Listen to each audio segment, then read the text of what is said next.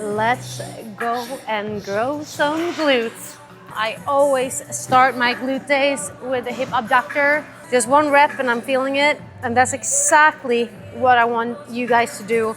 And as a warm-up exercise, you don't even have to have a track record of the reps. Just get the flow going, feel the blood coming to the glute, and then we're gonna work hard.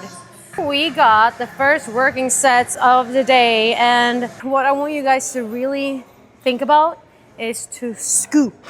You're scooping yourself, you're keeping your core very tight and controlled, but you're like scooping up and forward, up and forward. Get that pinch, get the squeeze. Let's see if I can even do this weight. Bulgarians,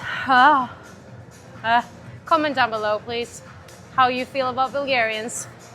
And get prepared to lean forward, because we really want to target the glutes today. Ooh, yep. Glute is on.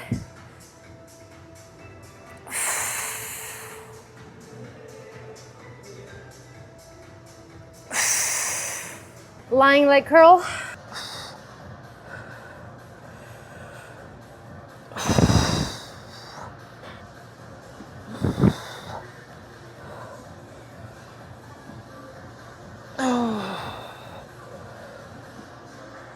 Get your booty into the wall up there, but really like picture yourself aiming the butthole over there. Oh, whatever. Hip hinge, glide down. Ooh, yeah.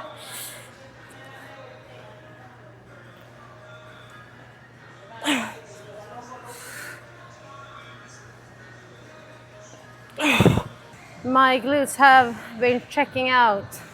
They are no longer with us, but they need to undergo one more thing, and that is a kickback or kick up. Actually, I would rather say that this is a kick up. Get in position, tense your glute even before you begin, and then press, press, press, press, press. Rock solid.